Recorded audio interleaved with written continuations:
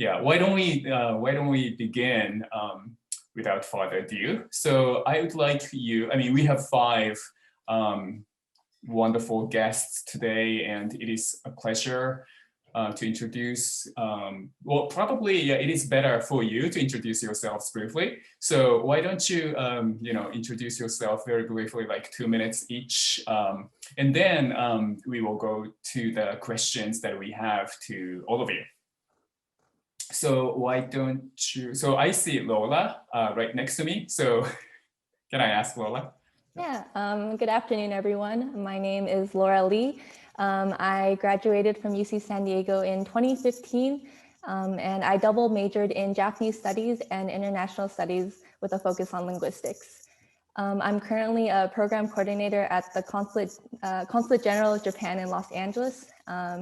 And I just wanted to say thank you to the Japanese Studies Department for organizing this event, to the attendees who are taking their Friday afternoon off just to attend, and the panelists for agreeing to share their stories with us. I look forward to hearing about everyone's paths and also share my experience as well. Great, thank you, Lola. Sophie? Hi, everyone. My name's Sophie. I graduated UC San Diego in 2018. I majored in international studies history and minored in Japanese studies. And currently I'm working in Washington, DC with the United Auto Workers. But before that, my first job out of college was with the Japanese Embassy in DC as a congressional researcher. So there's a correlation there, but excited to talk about my experiences and excited to see you all here. Thank you for having me. Great, thank you so much, Sophie, for participating from a different time zone. Okay, so Stephanie, can I turn to Stephanie? Hello, everyone. My name is Stephanie Borria. I graduated from UCSD back in 2011, so 10 years ago this year. I look young, but I'm not, I promise. I'm an old soul. I graduated with a double major in Japanese studies and psychology. My first job after graduating was with the JET program. I spent 3 years, 2012 to 2015, in Gunma in Japan. So if you have any questions about JET, feel free to ask me. I'm always willing to read essays to get into it. Then after that, didn't know what I wanted to do. So I got a master's in Japanese studies at Oxford in the UK. And then I came back to San Diego. So I'm back here where I grew up. It's my hometown. And I'm working for a Japanese company that was, it's technically a US company, but it's owned by a Japanese company. So it was a startup. We're doing pretty well now. But if you have any questions about any of it, feel free to ask. Thank you, Stephanie. Dylan?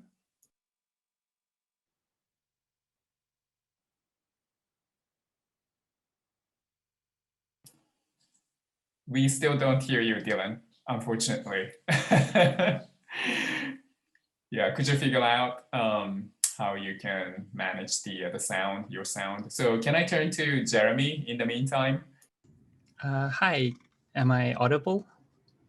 Hi. Yes. Hi everyone. I'm Jeremy. I'm a fairly recent graduate of the Japanese Studies program. I graduated with a double major not only in Japanese studies, but also in nanoengineering in the summer of 2019. So about 1.5 years ago. And then I took 2 more quarters to finish my master's in chemical engineering. So I've only really been away from UCSD for a little over half a year. And so, yeah, during my time as an undergrad, I really struggled in choosing a major, which is quite a common issue for most freshmen and sophomores. But I kind of took it to the next level since I dabbled in courses ranging from bioengineering, chemical engineering, nanoengineering, pure chemistry, and maths. So I really did a bit of everything there, in addition to Japanese studies. So Japanese studies wasn't really an obvious choice for a second major, considering like the lack of overlap between those fields. But with the support of the professors, I managed to complete quite a significant portion of the required classes, purely out of interest in the subjects. So after sorting out a few petitions for the elective courses, I was able to smoothly complete the rest of the major requirements. And funnily enough, I actually completed them before I completed my nanoengineering degree, despite declaring nanoengineering first. Yeah, so that's just due to the freedom that the Japanese studies major allows. So I guess today I just wanted to share my experience of pursuing a double major in 2 fields without much overlap. And hopefully those of you on the fence can gain some insight to make your decision. And thanks for having me. Great. Thank you so much, Jeremy. And Dylan, do you think you can speak out now? Is it working now? Yeah, great. Oh, okay. I guess the web client did not like me. Anyway, hi everyone. I'm Dylan Yokoyama. I graduated from UCSD in 2014, and after that, I got my major in nanoengineering as well, actually, and a minor in Japanese studies. And after graduating in 2014, I went on to the University of Utah to study game production. Right now, I work at Sony Interactive Entertainment, and I'm a functional test lead for now PS5 games, but previously PS4 games. Great, thank you so much, Dylan. Yeah, we have, several different questions, but I think, you have started answering some of the questions. But anyway, I will ask these questions that we have prepared to each of you. They are not quizzes, so I worry too much about those questions. But anyhow, the first question that we want to ask you is, why did you choose Japanese studies, and what did you enjoy the most while in Japanese studies? Can I turn to Lola to begin? Yeah, so I chose Japanese studies because when I was younger, like many other people, I was very interested in Japanese pop culture. So I watched a lot of anime growing up, like Inuyasha, Naruto, Bleach, and that started my interest in Japanese culture. And then my mom she loved Japanese dramas. So growing up, I would also watch those shows with her. And then I got into like the culture, the music, and then seeing all that media out there, it made me really want to one day live and work in Japan. So that's why I decided I wanted to study Japanese studies in college when I was younger. So it was a pretty clear path for me when I was younger. And then what I enjoyed the most while I was in the Japanese studies department, so there are 3 things that I thought of. The first one is the variety of classes available. So when I was there, not only were there Japanese language classes, but there are also like business etiquette or like J-pop, Japanese society, art, Buddhism, or religion. There are just a whole variety of classes that really helped promote or further my understanding of Japanese culture. The second one was the quality of teachers that was there, who I can see some in the chat. So thank you to all those teachers out there who really furthered my understanding of, I guess, the culture and language. I remember going to office hours and just talking in Japanese with one of my teachers. And I think that really helped me to know that oh, wow, they're really concerned about my learning and my growth. So thank you to the teachers out there. And then the third one is being among peers who are also interested in Japanese culture. So I got to meet a lot of cool people and friends that I'm still friends with to this day. So those are the 3 things that I really enjoyed the most of being in Japanese studies. Great. That's the best way to practice your Japanese language, right? I mean, to go to the office hours and just talk. We didn't check this about anything. Great. Yeah, thank you, Lola. Sophie? Sure, yeah. So I started studying Japanese because when I was very young, my dad took a job in Tokyo and I ended up going to public school in Japan. So I kind of had it in my brain as a young child and then forgot it when we moved back. So that was something that was sort of deeply ingrained, and I wanted to regain some of that in my adult years. So that was a really excellent and interesting experience to regain my language skills, but also to learn more through Japanese studies, other course requirements for cultural studies or history classes, political classes, just to get a deeper understanding of Japanese society, and that was really cool. I got to study abroad in my third year, so I did a full year at Waseda University, and that was a really incredible experience, and the Japanese studies program made it very easy to transfer courses, of course, and apply those experiences.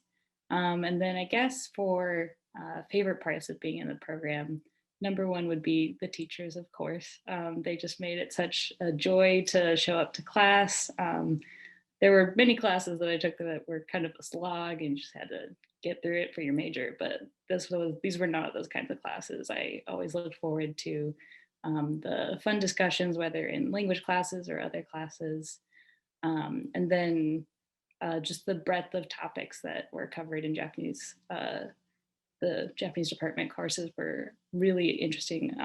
In my fourth year, when I took Japanese language classes with Mochizuki Sensei, who's on here tonight, we discussed more political things. So I got to expand my like political vocabulary and learn how to say like Congress in Japanese, which became very useful when I started working in the Congressional Affairs section of the Japanese Embassy.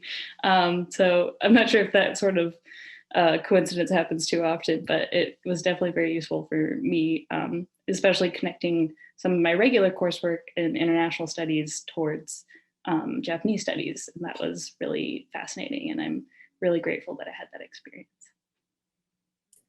Great. Thank you, Sophie. Stephanie? Hi, so pop culture got me too. When I was a young girl, I watched a lot of Sailor Moon, and I wanted to be able to one day read it in the original language if I possibly could. And then I started taking Japanese language, and it was really hard. It was really hard. And that challenge actually is what made me want to continue it, because I'd never been experienced anything like it. And I didn't really actually get very good at speaking until I went and studied abroad there for half a year at Tsuru. I'm not sure if that program still runs, but it was a really good one. And once I came back, I switched from a minor to a major because I loved it so much, and I was able to transfer the credits more easily too. That was definitely a bonus. The things that I loved most about the classes were definitely the atmosphere in the classes. The teachers were super welcoming. These were the only classes where I could actually get to know the people, because with my other major is psychology, those are like 300 student classes. So I don't really have very many friends from psychology, but I'm still talking to a lot of people from my Japanese major classes. And I'm so thankful to have had the teachers and the students that are still my friends. Thank you, Stephanie. Jeremy? Okay, yeah. So yeah, as I mentioned earlier, I initially had zero intention of declaring Japanese studies major. And rather, like in the summer before my freshman year, I spent a few months at a Japanese language school in Tokyo, and I just didn't want to regress or forget what I'd learned. So I decided to go take some Japanese language courses while at UCSD. So I took a placement exam and placed into the fourth year series. And at first I thought I had been misplaced because it was way more challenging than I was ready for. But actually, the professors hadn't necessarily overestimated my Japanese ability, but rather I had perhaps underestimated their teaching ability to really cater to each student's individual strengths and weaknesses, and to facilitate like a personalized learning environment. Because yeah, like in psychology or even in nanoengineering, which I'd consider to be one of the smaller engineering majors, classes would regularly be 60+ students. And so that made the classes and the professors feel quite a bit more distant. But the higher level Japanese language courses pretty much rarely exceeded about 10 students per class, which really allows the professor to focus on each student's needs. For example, some students who already grew up with a Japanese background might have fluent or near fluent syntax, but still struggle with like the kanji or the more formal conjugations in Japanese, whereas students from a Chinese background like myself might not struggle so much with the kanji, but encounter different challenges related to syntax or perhaps pronunciation. So such a small class size really allows for the professor to adapt the course contents to account for the diversity in backgrounds, where you've got some students with Japanese backgrounds, some students with Chinese backgrounds, some students with no East Asian background at all coming together to learn Japanese. So the professors really do make it work for every student. And although I can't speak much of the 1st through 3rd year language series, I do know that the same professors teaching the 4th and 5th year series often do teach the lower year series as well. So I'm sure that the same level of dedicated support and encouragement can be found in those courses too. So as a result of all of this support, I was able to catch up quickly to a point where I felt really comfortable with the difficulty. And I kept taking language courses alongside my engineering courses until I had basically unknowingly completed a majority of the degree requirements. And that's when I decided to follow through and finish my BA in Japanese studies. So I would definitely say that those 4th and 5th year Japanese courses were my favorite part of the major, since they not only taught me a lot linguistically, but also fueled my motivation to pursue this secondary major in the first place. So yeah. Great, thank you, Jeremy. Dylan? Hi, so I sort of have a similar story to Jeremy. I also got a major in nanoengineering, but my first interest in Japanese language was in high school. And during that time, I was just really into foreign languages. I had already started studying Spanish and ended up taking the AP exam for Spanish and wanted to pursue Japanese as well. And so when I got to UCSD, I didn't want to stop the learning, so I continued with Japanese language and really got into the culture of it, because when you learn a language, you also learn about, you know, the country's history and culture. And I just continued to take more and more language classes. And with nanoengineering, it was really difficult to kind of balance the coursework, because a lot of classes are only offered once a year with language classes, but the faculty in the Japanese Studies department were fantastic and really accommodating. They helped me to, you know, skip some quarters. I wasn't able to take any of the language classes, but I was able to do independent study and kind of, you know, keep up in that sense, and then join back in the spring or the following fall. So as far as you know, my interest, it started in high school and I continued it into undergrad. And then at some point I sort of had the same experience as Jeremy, as I was just a few courses away actually from a minor. And so the professors that I had, the Japanese studies faculty, they encouraged me to pursue a minor since I was very close to completing it. So with their encouragement, I was able to, you know, take a few classes over the summer and eventually graduate with a major in nanoengineering and a minor in Japanese studies. Yeah, echoing what Jeremy said again, once you get up to the upper division courses for Japanese language study, it's really quite different than the other courses I had. The intimate class sizes and personalized language instruction are all really fantastic when you also have classes where you have 300 students and you're basically just a number. You know, what's your student ID? That's who you are to a professor. So just getting the attention, the genuine interest and care from the Japanese language professors, that was fantastic. And Japanese studies also. If Turner Sensei is here, I'm not sure. Let's see. Yeah, in addition to being encouraged to get a minor in Japanese studies, the faculty also encouraged me to apply for the JNHS, and they helped me when I was applying for the Critical Language Scholarship, which is a national scholarship by the US State Department. Only a couple people I think have gotten it from UCSD, but without their help and recommendation, I don't think I would have been able to do that either. Thank you so much, Dylan. We are very happy to hear that you had wonderful experiences with us at the Japanese studies when you are at UCSD. The next question that we want to ask you is after your graduation. So could you tell us what you did after graduating from UCSD and how you landed your current position, and possibly how useful and helpful your experiences of Japanese studies have been.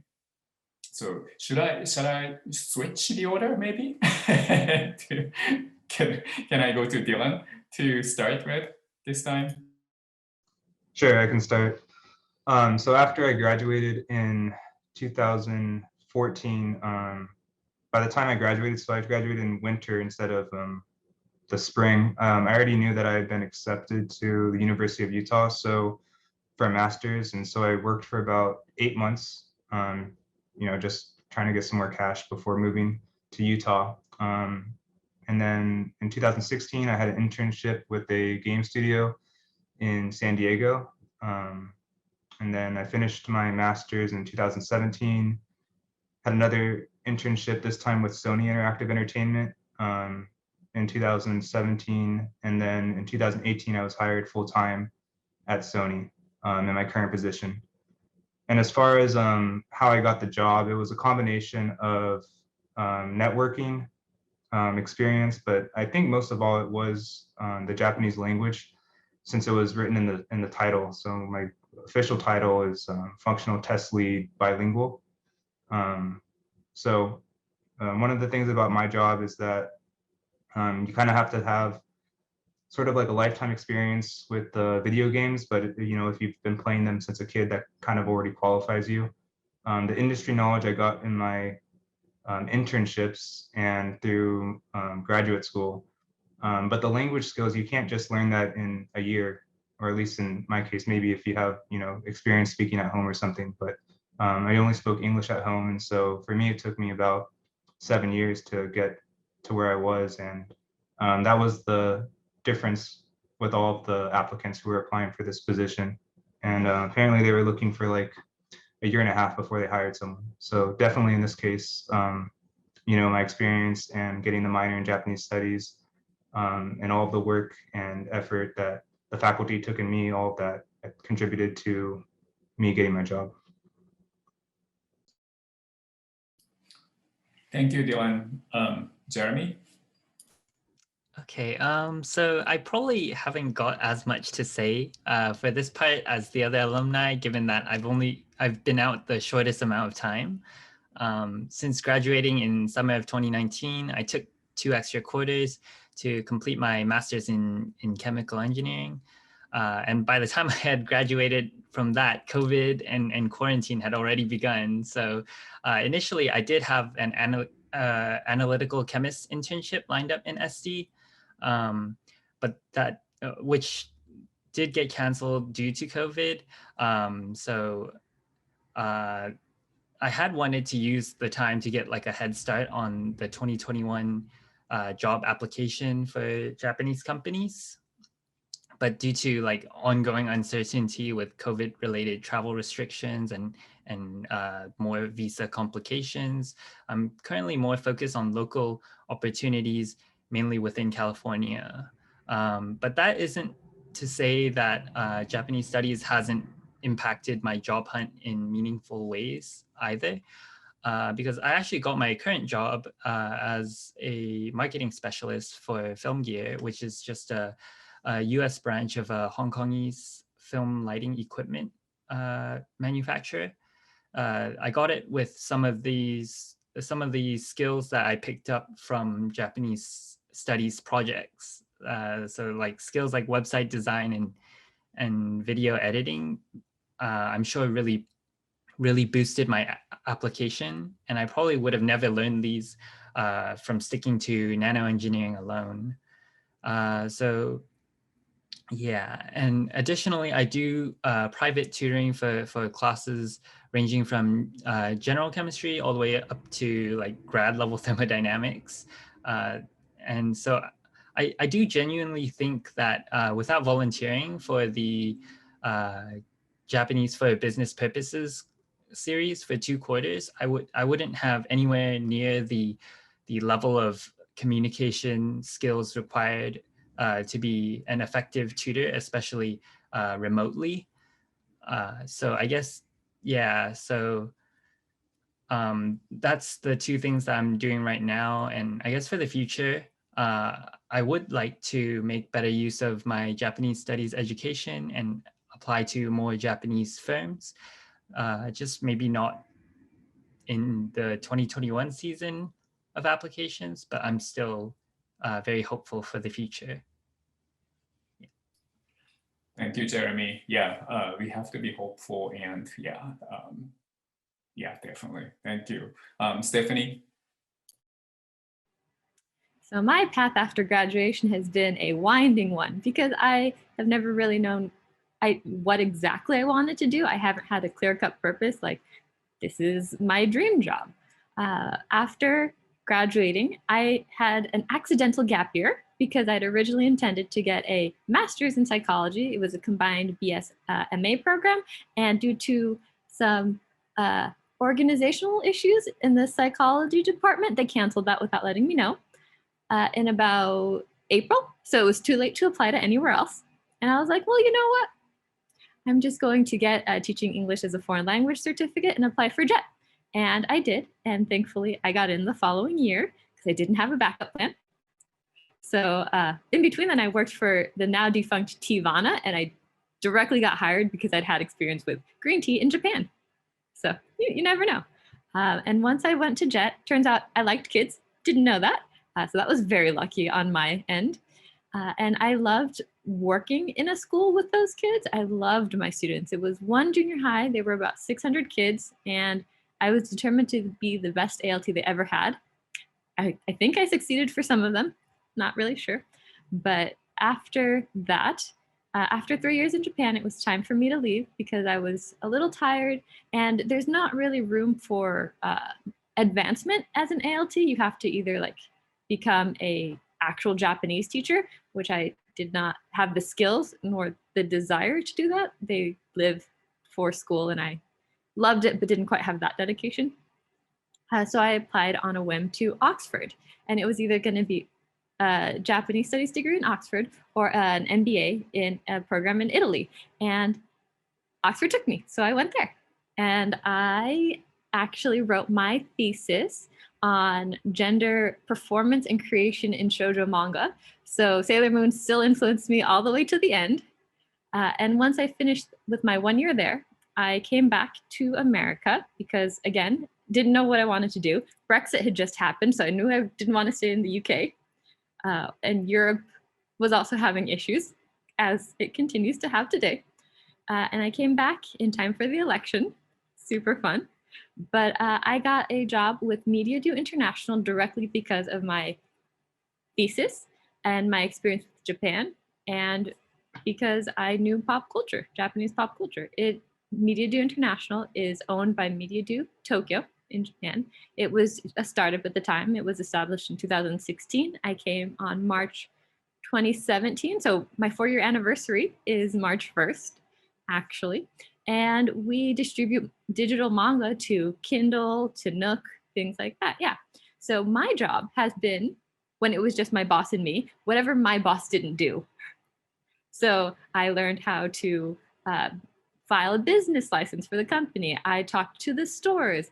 Since then, I have created some contracts. We now have an official marketing person. So I'm actually learning more how to do official marketing stuff. I've stumbled my way up to now, but I have done many different things that I never expected to do. And my life has mostly been process of elimination up until this point. I didn't want to do JET anymore because it wasn't my calling. So I went to do grad school. And then I was like, I don't want to do academia. Let's find a real job. Academia is totally a real job, for the record. It just wasn't the real job I was looking for. And then I found this job. And I don't think this is what I want to do forever. I'm thinking of grad school in psychology, and I would ideally like to work with kids, which I found out in JET, and international, like learn using the skills I've gained while living in a different culture in a multicultural country here, and I would like to use that somehow. We'll see how COVID impacts that. I was going to apply last year, but held off for a year to see how things would turn out. So who knows? But the moral of my story is it's never too late to try something new. Try something. If you don't like it, you've learned something from it. And now you know what you don't want to do, which is just as important as knowing what you do want to do. Again, if you have any questions, many stories. Thank you, Stephanie. And Sophie? Sure. So I kind of briefly mentioned my career trajectory. It hasn't really been that long, but I graduated spring of 2018.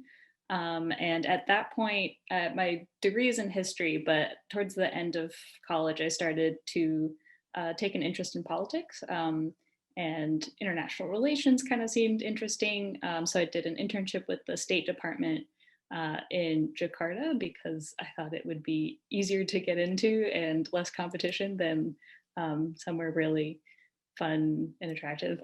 But that was also a really exciting experience. I'd never been to that part of the world before.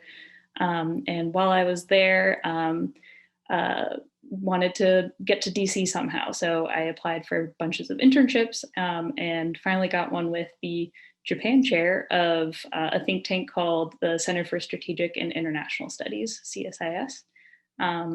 So I did that for a semester. And that was sort of my foothold into DC. If anyone's interested in coming to DC or working in DC, it's very much a networking, who you know kind of situation, which was a little hard coming from the West Coast, and UCSD is not really connected as deeply as some of the more East Coast schools. So that was a really good landing spot for me, and definitely could not have done that without my minor in Japanese and my experience being able to read a little bit. Kanji is still a weak point for me, but definitely came in handy. So I did that, and then through that got my next job, which was with the Japanese embassy in congressional affairs, which I'd never done before, but I figured I have a pretty good understanding of Japanese culture and could probably interact pretty well with diplomats. And I thought the idea of being a go-between would be really interesting as sort of like, this is my country, let me help you set up these meetings, that sort of thing. And through that, learned a lot about Congress and domestic politics, actually, and sort of furthered my interest in learning more about some of the issues affecting my own country right now. So that's how I made the shift over into domestic politics. So now I'm working on labor issues with the United Auto Workers Union. But recently, Japanese studies did come in handy because we had an international meeting with the Japanese auto workers. And I joined the meeting to take notes, but it was still very cool to be able to listen in on the simultaneous translation and kind of know what was going on. And my colleagues definitely thought that was very cool. So there's still things that tie over, but sort of like Stephanie was saying, I guess one thing that I'd like to share with current students is to not feel so stressed out if you don't have like a clear path ahead of you. I don't know anyone who does. I'm sure some people do and follow that path and are not happy with it, but my experience has more been just trying different things out and finding what's interesting to you in sort of a trial and error process, and that's normal and kind of fun too. Great, thank you, Sophie. Lola? Yeah, so I graduated again June 2015. And actually, like Stephanie, I also went on the JET program, the Japan Exchange and Teaching Program.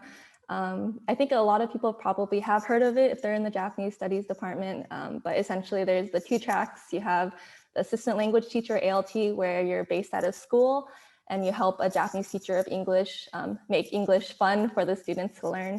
And then the second position is the coordinator for international relations, or CIR.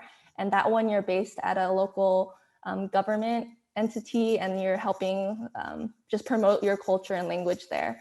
And so I was actually the latter, the CIR position. I knew I didn't want to go into teaching in the future, and I wanted to still be able to use my Japanese. So I applied for it, and luckily I got it. And I was placed in Yamaguchi Prefecture. So that's in between Fukuoka and Hiroshima. And I was at their Yamaguchi Prefectural Government Office. So what I did there was I translated documents from the government. I interpreted for when VIPs came to go visit the governor. I also did a lot of school visits and presentations at community centers about American culture and English. And then I also participated in many international exchange activities. So I was there for the max of 3 years, and I was finally able to live and work in Japan like I dreamed of. But working there, I kind of realized that I really missed family and friends from home. So after those 3 years, I came back to LA, and I wanted to do something where I could still use my Japanese language ability. So I applied to this nonprofit organization called Keiro. They basically help older adults in the Japanese and Japanese American community. And there I was just helping with the Japanese community specifically. So we did a lot of like tech work where I would go and I'd like kind of show them how to use their iPad and make it more easier for them to use. So I was working there for about a year or so. And then a position opened up at the Consulate General of Japan in Los Angeles. So there I applied for it, and luckily I got the position, which is where I am now. And there I organize and plan events for them. And I also edit their website and run their social media page. So I would say that really being in the Japanese Studies department, it kind of like it helped me get the Japanese language skills to join the JET program. And then through there, it kind of like guided me along the path of like being able to still use my Japanese and really engage in the community as well. So yeah, I'm very grateful for that and being able to like advance my language skills within the Japanese Studies department, giving me that platform and then doing that in my work. Yeah. Thank you so much, Lola. The third question that we have is, well, if you have any advice to our current students, yeah, could you give them? So can I switch the order again? And yeah, Lola. So I would say, I guess I have a couple too for this. First, make use of all the resources you have available at UCSD. So again, go to your teacher's office hours if you want to just practice Japanese or you have any questions, issues with like your GEs or your classes or whatever, you can go to your counselors, take classes at UCSD Extension. Like there are so many resources that I realized I didn't really fully use to my advantage. So really ask for help and ask your peers around you if they have anything that they can help you with. And then another one is to really apply yourself in whatever activities you're interested in. So whether it's like, if you're career oriented, look for internships that will help you to get you where you want to go in the future. Maybe gain like skills or certificates that can help as well. And then lastly, also enjoy being a student. Just really relish in that student life because adult life is hard. I mean, working is just stressful in general, and like being in school and being around your friends, like you can just go over, well, not now because of COVID, but like you're really in the same space as other people who are similar to you and or who will go to different things. And it's nice being in that environment. So really relish being a student. Yeah, that's my advice. Thank you so much, Lola. It's very helpful. Sophie? Let's see, in addition to everything Laura said, I would say if you have the opportunity and the programs resume, definitely study abroad if you can. I know it's probably really difficult with people's majors sometimes. I had a pretty easy major to make it work with since it was international studies. But I knew a lot of people who had STEM majors who made it work, and it's really just an amazing experience. It doesn't have to be Japan, it could be anywhere. I really highly recommend it. It's so rewarding to live somewhere else for a little bit and really immerse yourself in a culture that's very different from where you come from. And that those experiences and the things you learn from that, I think follow you for many, many years afterwards. And I think that's something invaluable that you really can't experience unless you studied abroad. And then besides that, kind of on a boring practical note, but if you don't really know what you want to be doing after graduation, one thing I did right before graduating was a lot of LinkedIn stalking, of course, but like cold messaging people and setting up phone calls, or I guess Zoom calls weren't quite a thing yet, but Zoom calls now, just to get an idea of what's out there, because as like a history major, you can't really tell what you could do with that besides academia or like teaching. So it was really helpful to see how people with like a humanities degree sort of found different ways to find meaning in their professional careers and how they took very different paths. But speaking to all kinds of different alumni is very helpful, I found. Great. Yeah, thank you so much, Sophie. Stephanie? I'm going to really second going abroad if you can. Living in Japan really taught me independence the way that I couldn't living in San Diego. It taught me I was a lot stronger than I thought I was. I had to face living on my own in a place where I didn't really speak the language. So there was, and where everything is treated differently. Taking out trash is very different in Japan than it is in America. And you don't realize what an ordeal that is until you're there. But little things like that that you don't think about, it makes you value what you do know and how it could be better in America. And maybe you can bring that back with you. I also really recommend talking to your teachers. I loved all of my teachers. I'm still in contact with a few of them. If Professor Turner here, I'm not sure. I still talk to her on a weekly basis. We have a good time. And if you ever want to go to a grad school, not gonna lie, it doesn't hurt to have that letter of recommendation in your pocket. And my, I guess, last piece of advice is don't be afraid to do something that you're not sure you want to do. You might find out you like it more than you thought. And it might lead you to places that you never expected, because I never thought I would do marketing. I had no desire, but here I am 4 years later. So try new things, even if they scare you. If you know you don't like them, don't take that one. But if you're not sure, give it a go. Great advice, Stephanie. Thank you. Jeremy?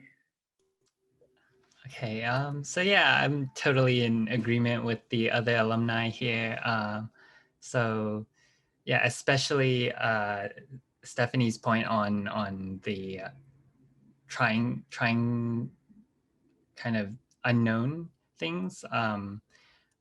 Especially like I know there's a lot of STEM majors that might shy away from a more social sciences based major like Japanese studies, but I would still recommend to try it out. So like even if you are already settled on a major, perhaps in like engineering or natural sciences, that has little to no overlap with Japanese studies in terms of course load, I think you will still find that there is overlap outside beyond the classroom.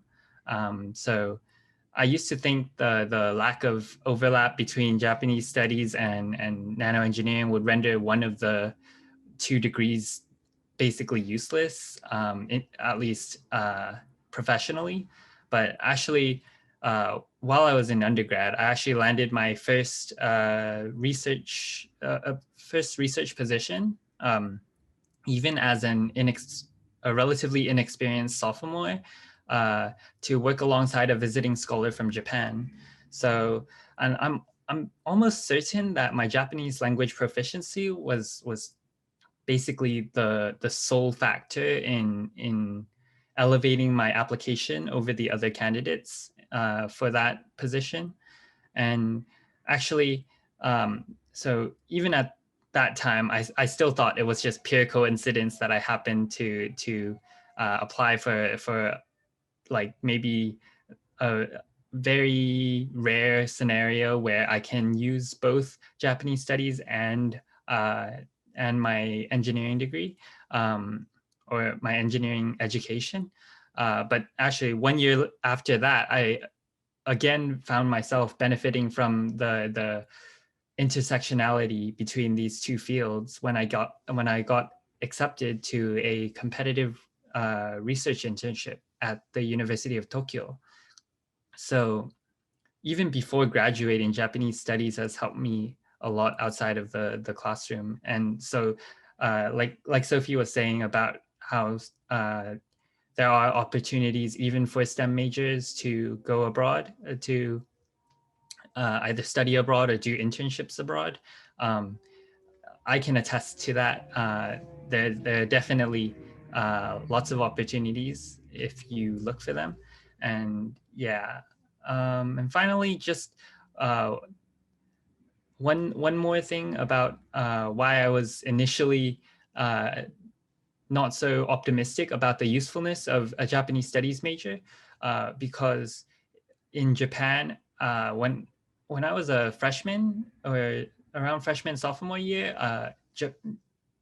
additive manufacturing, which is kind of like my special area of interest, like polymer engineering type of additive manufacturing, so like 3D printing type stuff, that wasn't as popular, or rather, like in Japan it was popular, but it was the industry for it in Japan was mostly dominated by like foreign companies. But actually since then, just in the past like 2-3 years, a lot of Japanese firms have been starting to accelerate growth in that sector. So like things can change really quickly. So an area where I thought like maybe there's not as much professional opportunities in Japan has suddenly developed into one of the most optimistic sectors for polymer engineering in Japan. So yeah, I would just conclude with definitely do give it a try before you eliminate Japanese studies just based on the coursework alone, because you will find that there is a lot of intersection, even with STEM majors. To add on that, it never hurts to be bilingual or trilingual. Just saying. Right. Thank you, Jeremy. Thank you, Stephanie. Dylan? It's funny, I wrote some things down ahead of time, but they're basically exactly what the other alumni have said. One thing that's different though is I think that my highest or best learning agility was when I was an undergrad. So if you're interested in something, I would encourage you to just go out and do it. It would just be harder if you try to do it at a later point. At least that's what I've experienced. So if you're interested in something, I would just go after it, try it out. If you don't like it, that's fine. But don't let like proficiency be something to stop you, because I think you'll get perspective later that, you know, you could do things now in undergrad that you won't be able to do later, and that's just pick things up within like a week, a month, or something like that. Anyway, so I'd encourage you to try as many things as possible. You'll be able to learn them quickly now.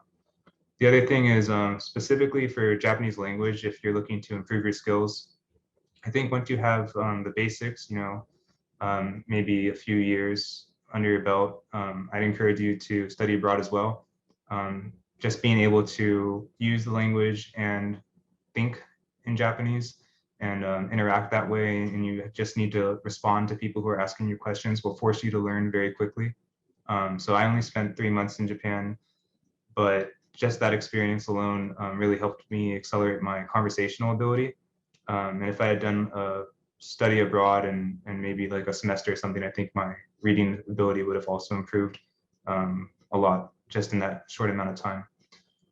And then as far as, you know, choosing a major and thinking about your career and stuff like that, I fully intended to you know, work in chemical engineering or bioengineering after I graduated, and that's why I was studying nanoengineering.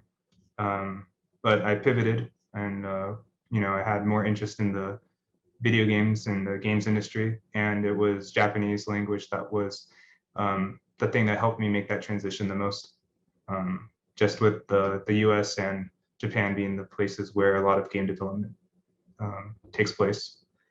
So again, as far as careers go, you can learn a lot of professional skills. Just, you take an internship or, you get hired somewhere and you'll learn how to do that job. But it takes years to learn Japanese, and I think it's a really strong asset and a skill to have. Thank you, Dylan.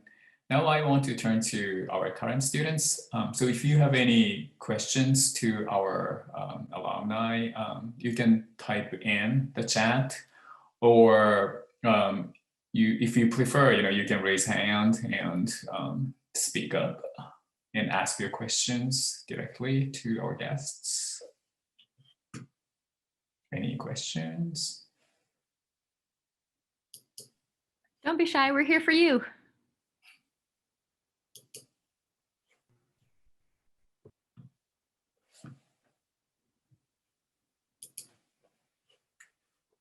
Yes, Julia? Hi, thank you all so much for talking today. It was really interesting to hear about everyone's different paths. So I'm finishing up a PhD at Scripps, but only recently had the revelation that there was such a wealth of resources in terms of Japanese language instruction at UCSD, and so the pandemic actually was the thing that allowed me to take the classes, since now everything has been remote. But I guess I'm specifically curious about for many of you, you had kind of two areas of focus, one being Japanese studies and one being some other discipline. And so for me, that discipline would be earth science. And I'm kind of lost as to, I would like to find those two fields for my, in whatever work I end up doing afterwards. And so I guess, Sophie, you touched on this briefly, where you said that you did a lot of LinkedIn stalking and sending emails and cold calls and that kind of thing. But I was wondering if you could expand on that, or if any of the other alumni could talk a bit about how you specifically went about figuring out what opportunities there were that available to you that were at the intersection of two or more of your interests. Thank you, Julia. Sure, I'll jump in and try to just extrapolate something from my post-grad experience. I guess besides it was a lot of LinkedIn stalking, but mostly looking at UCSD alumni, just as you got that instant point of connection. They're more likely to take your email or call because there's that commonality. And then I was more broadly just looking at people who were working in the nonprofit or the international relations fields. And then my most recent job search was looking at people who work on labor issues and domestic policy issues. But I guess sort of the things that led me to start looking at those and the intersection of that with Japanese studies was actually a course at UCSD. So I don't know if that's really helpful at all, but my fourth year, I had to complete a course for international studies, and it was a comparative policy class. So that was sort of directly forcing me to look at domestic policies in the US versus domestic policies in a country of choice. And I picked Japan because that's what I also studied. And that was just really fascinating for me to learn how the labor market is structured in the two countries, or how things like paid family leave do or do not exist in those countries. And that was really fascinating for me to have that experience. So maybe if you're looking for areas where your field of interest and Japanese studies intersect, looking at things that one country is doing whereas the other country isn't. I don't know if that's helpful, but yeah, maybe some really interesting. Thank you. To kind of add on that, when I was at Oxford, I was in Masters of Modern Japanese Studies. So I ended up looking at pop culture and gender. So Japan and gender. But I had a friend who did Japan and agriculture. He now has a farm in Italy directly off of this. I had a friend who really liked backpacking on her own. And so she ended up doing a history major, and she focused on Myanmar. And her teacher actually created transnational history, where you look at history from a transnational perspective. So he like coined that phrase. There's always a possibility of, if something doesn't exist yet, that's just because it's waiting for you to create it. You can make that intersection as well. So it's not just finding what's out there, it's finding, how can I use this? How can I use this? And mix them together because they need me and they just don't know it.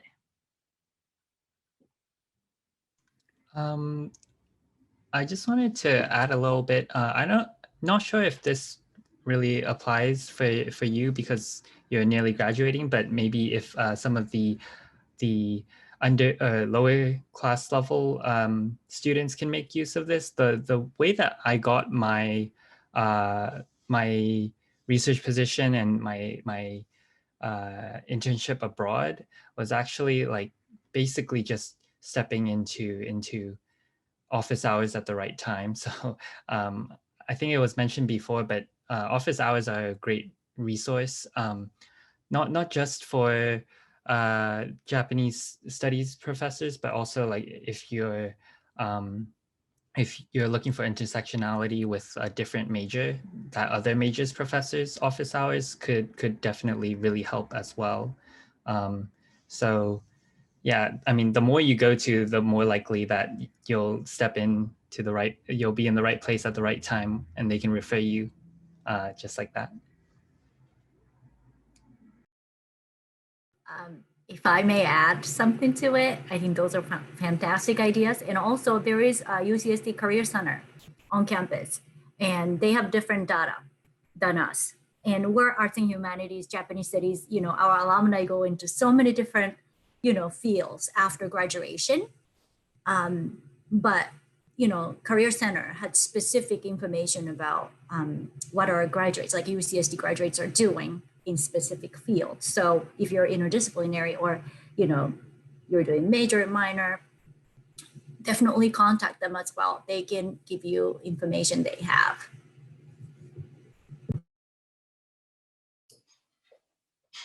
Okay, I think we have lots of questions in the chat. So so the first question is, what kind of study methods did you find the most useful when learning Japanese for the first time? Anyone can? Jeremy, you go.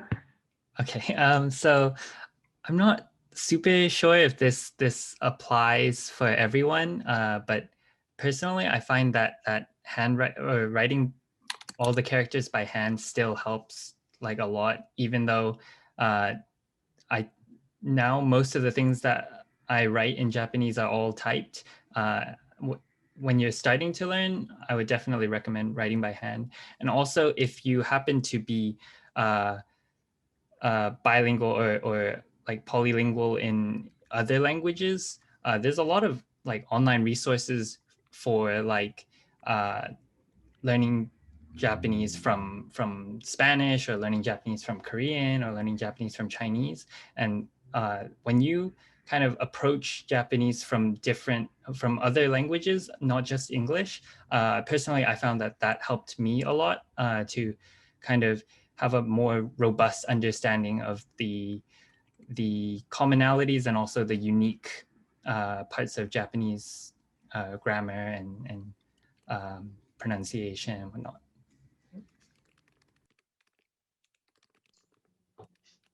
For me, starting out, flashcards were just a good way to memorize a lot of kanji. But as far as getting to the next level, I think it's just the amount of practice and exposing yourself to native speakers, I think is really helpful. So if you can, like there's UCSD Extension, and I think I spent a couple summers as a like English assistant, for English conversational assistant. I don't exactly remember what the title is, but it's a job that you can just get as a student. And there are students and people from around the world, but I was able to make friends with some of the Japanese students, and I don't know if it's EIA, I know it's through UCSD Extension. I don't know if the program still exists, but basically just making friends with some Japanese students, and then, you know, hanging out after classes and on the weekends and stuff. That's, you think about it, you have maybe like 6 to 10 hours of instructional hours throughout the week, but that if you add on another like 10 or 15 hours of conversational practice just by hanging out, that's what really got me to the next level. Just a lot of practice without it necessarily being, you know, as serious, but it's still good all the same. What just Dylan said, that's called Conversation Leader Program, and they do still have it right now because of COVID. They're not able to accept international students into their programs. But I used to work at Extension prior to coming to Japanese studies, and I can give you information if any of you are interested. So in that case, just contact me via the VAC. I did that, highly recommend it. I did that as well. It's really good. I'm gonna also add, I don't know, Stephanie, you wanna go? Oh, no, go for it. I'm writing, directly responding to them. I see. So for me, it was when I was younger, I would listen to a lot of podcasts, and they're really popular now, but like, I don't know if they're still running, but Japanese Pod 101, like I would listen to that daily. And then even when I go to sleep, and I think that helped with my pronunciation, and repeating it out loud for me helped a lot. And then also another thing was, practicing it. I think when you're in the beginning stages, it's basically brute memorization of all the different vocabulary. So right now I'm using Duolingo for Spanish. They also have Japanese. So if you do want to use it just to like memorize some words, help your vocabulary. And then once you get to like the intermediate advanced level, like Dylan said, talking with people, there's meetups. So I actually attend a meetup in Little Tokyo before COVID, and they still do virtual meetups. So there you can like meet a lot of Japanese people who are interested in learning English, and also English speakers interested in learning Japanese. So that's a way to really broaden your friend group and also like have fun while learning Japanese. But then if you want to advance it even more, I'd say like for me, I'm definitely a more structure oriented person. So I need those classes. I need to take like community college classes or like private tutoring lessons just to keep me focused and accountable for learning more. Yeah. I like Duolingo. It's fun. Great. So that question was from Michael, and the next question is mostly for Sophie. This is a question from Kim. Could you talk a little bit more about the experiences to apply and work at the embassy? Sure, yeah, I'll speak briefly and then probably let Laura talk about her experience as well. The consulate is like a branch of the embassy in different parts of the region, but the one in DC is sort of like the headquarters. I heard about the opening from a friend of mine because that's how DC works, but they do post it on the website as well, and I'm sure they're doing more remote stuff as well during COVID. The interview process kind of differs per section. In my section, my former boss really preferred speaking in English, so there was no Japanese in the interview. But I've heard from my friends and colleagues that there was some Japanese involved in the interview. But most of the time, at the one in DC at least, Japanese isn't like a hard requirement, but it is definitely very useful. Basically, everyone who worked of the American staff who worked at the embassy had at least a little bit understanding of Japanese. It did come in handy from day-to-day activities. Diplomats have varying levels of comfort with English. So it definitely came in handy to be able to speak with my minister if I was sending him materials to be able to communicate that in Japanese.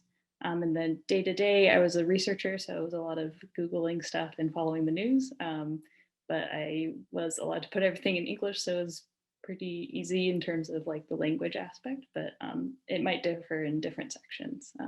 Maybe Laura has some stuff to add too.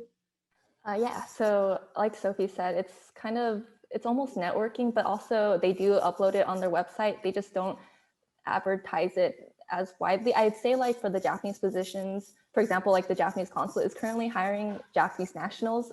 So they put it in like the newspapers for like, what's it, Rafu Shinpo, or any Japanese newspapers essentially. So I would say like check their website if you're really interested, or just know someone who's in the consulate or and they could tell you when they open it up, or you can follow them on social media because we also post it there. And I think, like Sophie said, knowing Japanese really does help because you do work with, there's like the local staff and then the staff from Japan. So interacting with them, sometimes they're not as comfortable speaking English, and it helps a lot to know Japanese. And yeah, I knew my position because I worked, actually after returning from JET, I did a 2-month temporary position as the JET program assistant to the JET program coordinator. And then he told me of my current position when it opened up, which is why I applied. Yeah. Thank you, Sophie. Thank you, Lola. The questions from Amy and Derek, they are about study abroad. Because of COVID, Amy will not be able to do the study abroad, but she's planning to go in the summer. So her question is, do you have any suggestions on what kind of activities or classes she could take while there? She's there on her own. And Derek's question is, he is not able to go there either. And since he's graduating, he may not be able to go in the foreseeable future. So what other ways do you guys suggest to improve one's own language ability and interact with Japanese speakers outside of a school setting? So for the studying abroad question, do in Japan what you like to do in the US, because you'll make friends that you already have a common interest with. And it's always nice to have friends who are interested in the same thing as you are, not in you because you speak English. You'll get a lot of people who want to talk to you in English, which is flattering, and take advantage of that. But sometimes it's nice to have someone who doesn't like you for that aspect alone. And try something new, try something traditionally Japanese. I did Kyudo, archery, Japanese archery. I did tea ceremony a few times. It wasn't my thing there. I'm doing ikebana here, which I didn't actually do there. So just try something that sounds kind of interesting to you, that you might think you like it, but also something that you like there. For practicing Japanese, I recommend finding a Japanese speaker who doesn't speak English. That will definitely, you will have to figure out Japanese that way. I also recommend like befriending Oba-chan and Oji-chan, because 1, they like to spoil you, and 2, they will definitely improve your Japanese.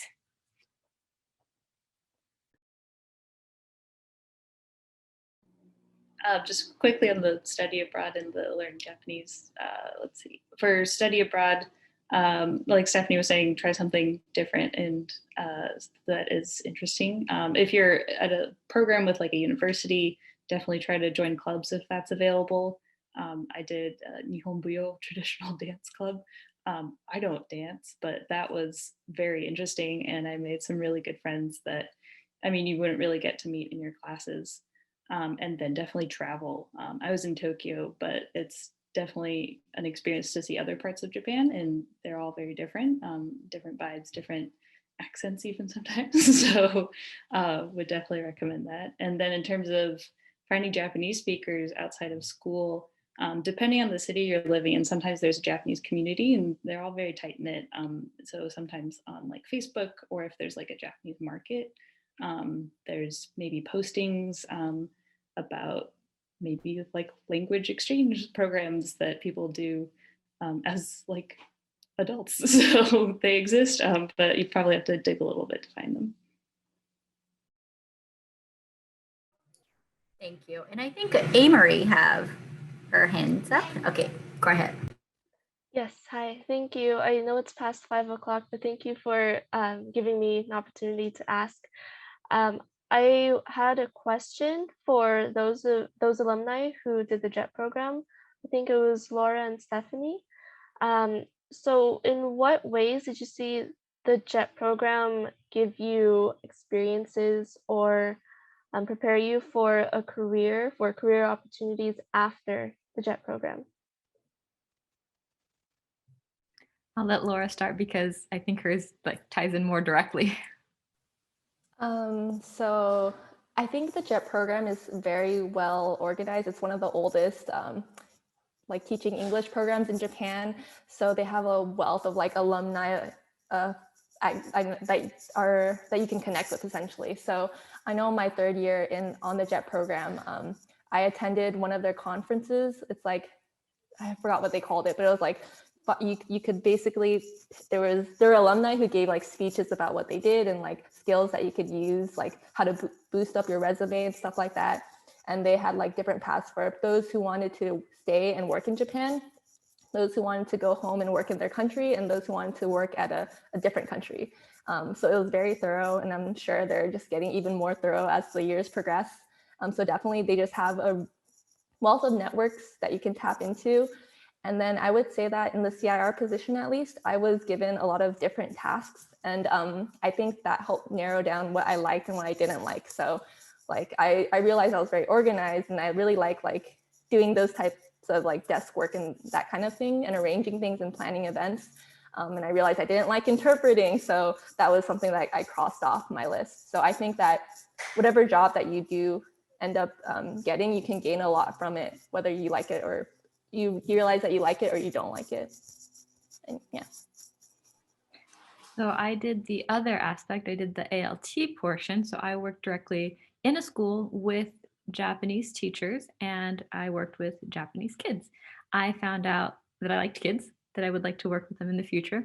But in terms of skills, it taught me flexibility, how to adapt on the fly when they dumped me in a classroom that I wasn't expecting to teach because the teacher was out sick for whatever the reason. They were like, teach. And I'm like, we're going to play a game.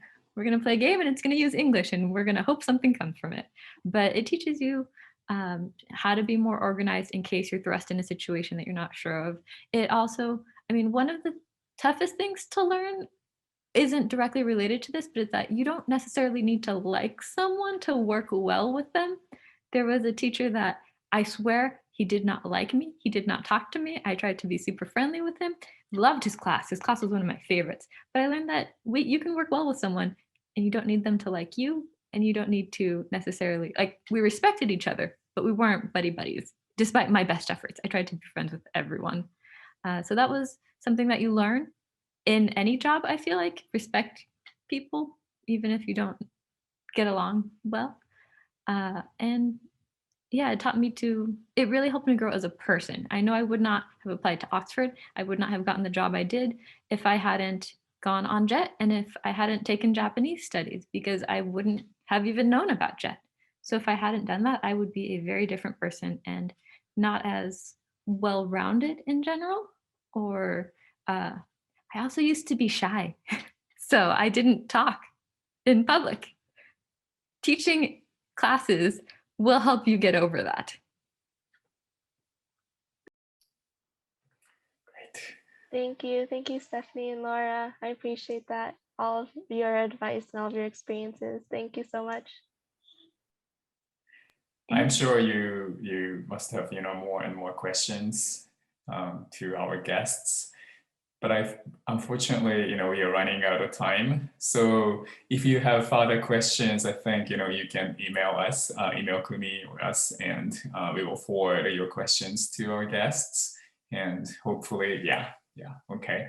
So thank you so very much for participating, and especially thank you Sophie, Stephanie, Lola, Dylan, Jeremy for being with us, taking your time and being with us. It was very, very helpful, and we truly enjoyed talking with you. And yeah, I see lots of thank you messages in the chat. So hopefully this situation will improve quickly, and we can do this event physically in person next year. Let's hope that. And yeah, thank you, Kumi, for organizing this, and thank you all the instructors for being here. And yeah, take care and stay healthy. Thank you.